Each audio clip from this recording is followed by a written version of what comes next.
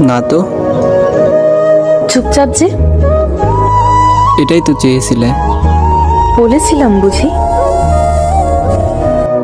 বুঝে নিলাম। বেশি বুঝলে না তো? একদমই না। কি করব বলো?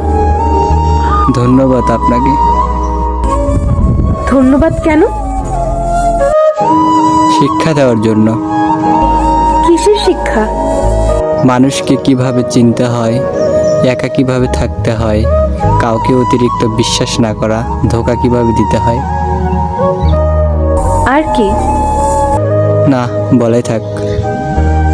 অবহেলা কি বেশি করছি? একদমই না। ক্ষমা হয় না? তুমি আমার সব। তাজ হাস্যকর। ফিরে চলো প্লিজ।